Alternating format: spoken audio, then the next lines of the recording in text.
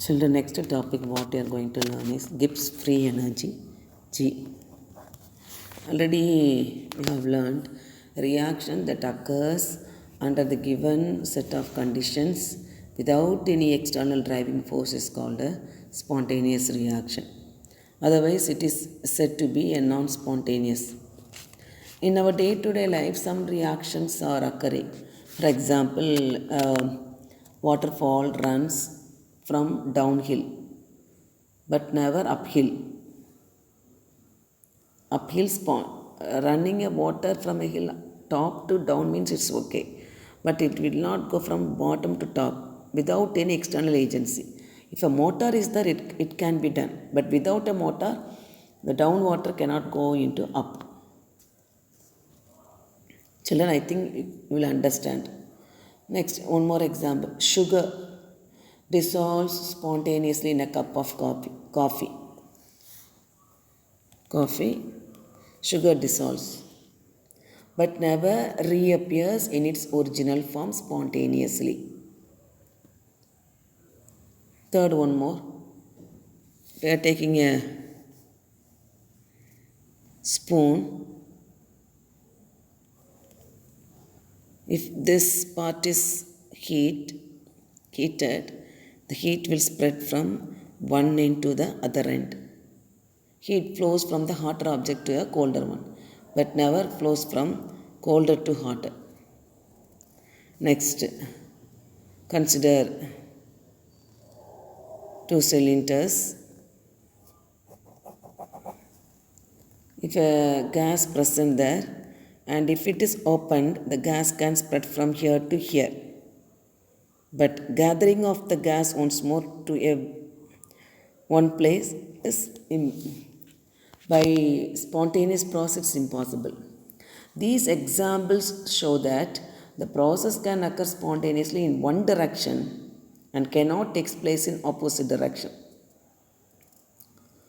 So all the exothermic reactions are spontaneous mostly.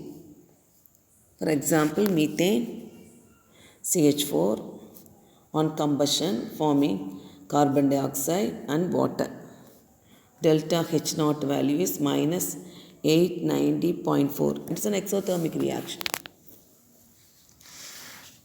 occurring by spontaneous. So all the exothermic reactions favor spontaneity. So from second law of thermodynamics, the spontaneous process, the entropy get increased. So second law of thermodynamics introduces another thermodynamic function called Gibbs free energy. It was developed by a scientist called Willard Gibbs. It means available energy. So how is it defined? First point, Gibbs free energy is defined as G is equal to H minus Ts. G is Gibbs free energy, H is enthalpy, T is temperature, S is entropy. All the terms you have learned. First point. Second point, Gibbs free energy G, it is an extensive property. Extensive property means depending upon mass or size. Third one, it is a single valued state function. State function means depends only on the initial and the final state, not upon the path. Fourth point, here G is equal to H minus Ts, change in Gibbs free energy is delta G is equal to del H minus T into delta S. This also you can write. Fourth one, now for a reversible process, that is already you know delta S total is equal to delta S system plus delta S surroundings.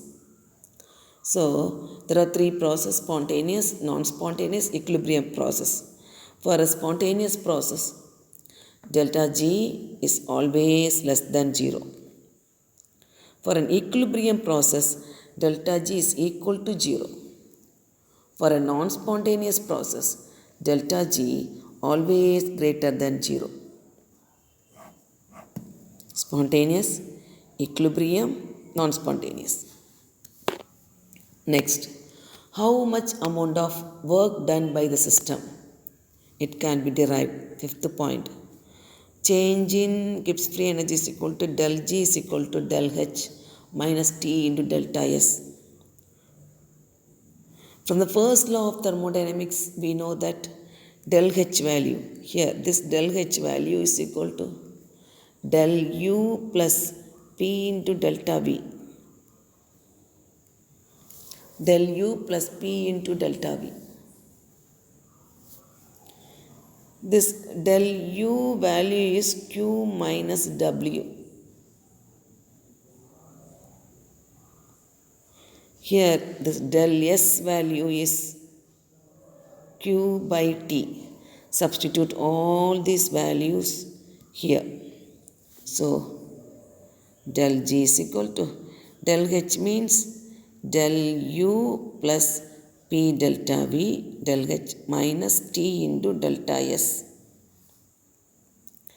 Del U value is Q minus W plus P delta V minus T into delta S value is Q by T. Q by T. T get cancelled.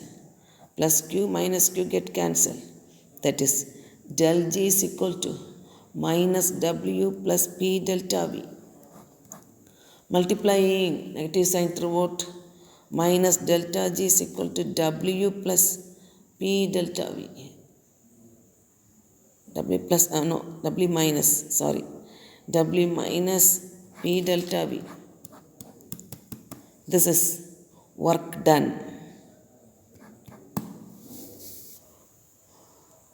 Thus it is clear that decrease in free energy minus delta G, decrease in free energy accompanying a process at constant temperature and pressure equal to the maximum work obtainable from the system other than the work of expansion. Maximum work obtainable by the system. Everything given in book page number. Here this one, first point. Extensive property, second point. This is very important. Characteristics of Gibbs free energy. Question is characteristics of Gibbs free energy. First point. Second point. And this is the third. It's single valued function. Third point. Fourth point. Equilibrium process delta is equal to 0. For a spontaneous less than 0. Non-spontaneous greater than 0. This is the fourth point. Fifth point. Maximum work done by the system. Everything I have given shortly here. You can write as it is in the classwork note. First point, extensive property, single valued state function, then spontaneous, equilibrium, non-spontaneous process, then maximum work obtainable by the system. It's very important one. Characteristics of Gibbs free energy. You can mark it in the book and you can write it in